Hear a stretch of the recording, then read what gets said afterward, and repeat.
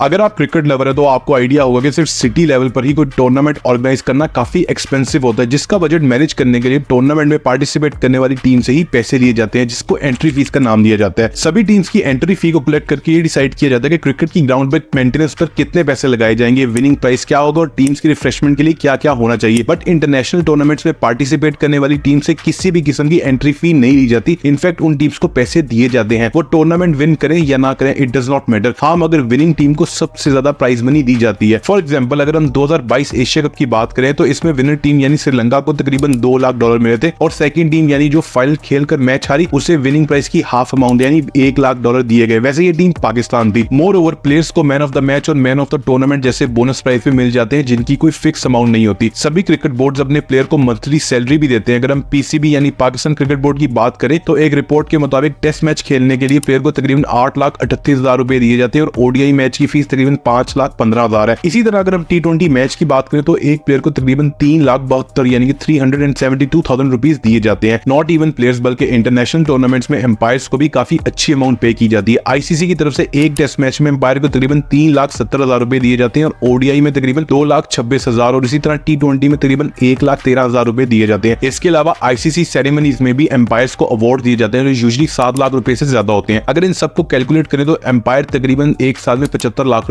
कमा लेते हैं। सिर्फ इतना ही नहीं, एशिया कप जैसे टूर्नामेंट्स को ऑर्गेनाइज करने में और भी बहुत ज्यादा एक्सपेंसेस होते हैं, जैसे कि टीम्स की हॉस्टिलिटी, अकोमोडेशन और ट्रैवल वगैरह को मैनेज करना। But the question is, Asia Cup organizers के पास इतने पैसे आते कहां से? इनका बिजनेस मॉडल एग्जैक्टली है क्या? And today we are gonna reveal that. It's a miss hit. It's a miss hit. The catch is taken. Kohli goes down the ground. Kohli goes out of the ground. Shubman Gill looks when he plays the shot. That's quick hands. This game is still alive, but only just.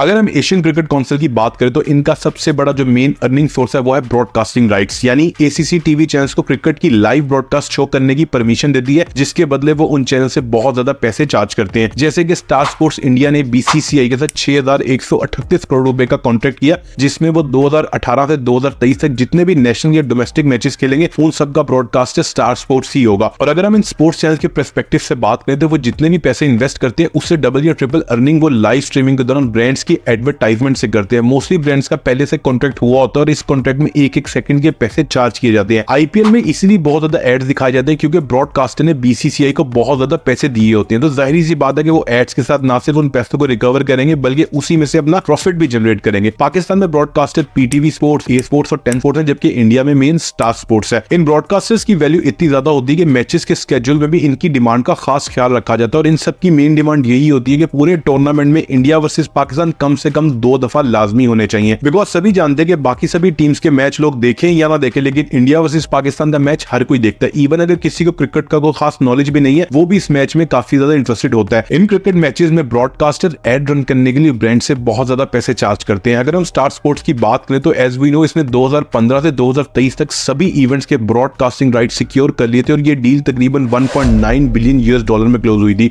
So Asia cup 2023 भी इसी contract का part है और star sports तकरीबन 1.6 billion लोगों तक match को deliver करता है। नेक्स्ट रेवेन्यू स्ट्रीम है स्पॉन्सर्स। ब्रॉडकास्टिंग राइट के अलावा एसीसी अपने स्पॉन्सर से भी काफी ज्यादा पैसे जनरेट कर लेता है, जैसे कि बिजूस, ओप्पो, एमिरेट्स, निसान और एमआरएफ। ये स्पॉन्सर्स एसीसी को इसलिए पैसे देते हैं ताकि उनकी एडवर्टीजमेंट डायरेक्टली क्रिकेट के थ्रू होती रहे। मतलब इनके लोगो स्टेडियम के ग्राउंड में दिखाए जाते हैं और ग्राउंड की बाउंड्रीज पर जो बैनर लगाए जाते हैं उन पर इन कंपनीज का नाम होना चाहिए, क्योंकि बिजनेस कोई भी हो, मार्केटिंग के बगैर वो पॉपुलर और एक्सपेंड नहीं हो सकता। नेक्स्ट रेवेन्यू स्ट्रीम है होस्ट कंट्री। अगर हम होस्ट कंट्री के पर्सपेक्टिव से देखें तो एशिया कप जैसे टूर्नामेंट्स में होस्टिंग कंट्रीज को बहुत ज्यादा बेनिफिट होता है, इसलिए एशिया कप को लेकर रिसेंटली बहुत ज्यादा कंट्रोवर्सीज देखने को मिल रही थी। ऐसा लग रहा था कि इंडिया पाकिस्तान में किसी जंग का ऐलान होने वाला है। कभी इंडिया की तरफ से पाकिस्तान को क्रिटिसाइज किया जा रहा था तो कभी पाकिस्तान की तरफ से खतरनाक स्टांस लिए जा रहे थे। वैसे मैंने इस पे एक वीडियो बनाई जिसका लिंक डिस्क्रिप्शन में मौजूद है। इस सारी सिचुएशन में क्रिकेट फैंस बहुत ज्यादा परेशान थे, लेकिन मीडिया को डेली कोई ना कोई ऐसी बात मिल रही थी जिससे उनके चैनल्स के टीआरपी बूस्ट हो रहे थे। जैसे आजकल फिर से स्टेडियम चेंज करने का मसला चल रहा है और जक्का अशरफ ने फिर से बोला कि बारिश की वजह से कोलंबो में मैचेस नहीं हो सकते तो मैचेस को वापस पाकिस्तान शिफ्ट कर दिया जाए और इंडिया के मैचेस यूएई में रख लिए जाए। Now back to the main topic, Asia Cup को होस्ट करने की अपॉर्चुनिटी सभी पार्टिसिपेटिंग कंट्रीज को मिलती रहती है क्योंकि एशिया कप होस्ट करने के बहुत ज्यादा फायदे हैं और 2023 एशिया कप की सबसे बड़ी कंट्रोवर्सी भी यही थी कि एशिया कप को होस्ट कौन करेगा। एक्चुअली एशिया कप को होस्ट करने का सबसे बड़ा फायदा यह है कि इंटरनेशनल लेवल पर उस कंट्री की पॉजिटिव इमेज सबके सामने आती है क्योंकि जब उस पर्टिकुलर कंट्री में दूसरी कंट्रीज की टीम खेलती है तो इस सिचुएशन में उस कंट्री की स्टेबिलिटी को मेजर किया जाता है जिससे उस कंट्री में फॉरेन इन्वेस्टर्स का इंटरेस्ट ज्यादा हो जाता है जो किसी भी कंट्री की जीडीपी को बेटर करने में बहुत इंपॉर्टेंट रोल प्ले करता है। मोर ओवर जब किसी कंट्री में एशिया कप जैसा कोई टूर्नामेंट होता है तो बेसिकली वहां छोटे छोटे बिजनेस को भी एक्सपेंड करने का मौका मिलता है, ऑल्दो शॉर्ट टर्म के लिए सही लेकिन होस्ट कंट्री में न्यू जॉब्स भी क्रिएट होती हैं। फॉर एग्जांपल अगर फॉरेनर्स मैच देखने आए हैं तो जाहिर सी बात है वो होटल्स में स्टे करेंगे और फिर उस कंट्री की टूरिज्म प्लेसेस को भी विजिट करेंगे। इसलिए गवर्नमेंट कोशिश करती है कि स्टेडियम के आसपास का इंफ्रास्ट्रक्चर और भी ज्यादा एफिशिएंट बनाया जाए ताकि क्रिकेट टूर्नामेंट के बाद भी फॉरेनर्स उस कंट्री को विजिट करने में इंटरेस्टेड रहे। मोर ओवर स्टेडियम्स के इंफ्रास्ट्रक्चर को भी बेहतर बनाया जाता है बिकॉज स्टेडियम्स की गेटवे इनकम का रेवेन्यू भी होस्ट कंट्री के पास ही रहता है। अब बात करते हैं कि स्टेडियम का बेसिक बिजनेस मॉडल क्या है। एक्चुअली स्टेडियम में सभी सीट्स की प्राइस एक जैसी नहीं होती। जनरली आप सोच रहे होंगे जो सीट्स फील्ड यानी ग्राउंड के पास होती है उनकी प्राइस ज्यादा होती होगी, जो सीट्स पीछे होती है उनकी प्राइस कम होती होगी क्योंकि दूर से प्लेयर्स को ना हम ठीक से देख सकते हैं और ना ही उनके साथ हम इंटरेक्ट कर सकते हैं। But let me tell you ऐसा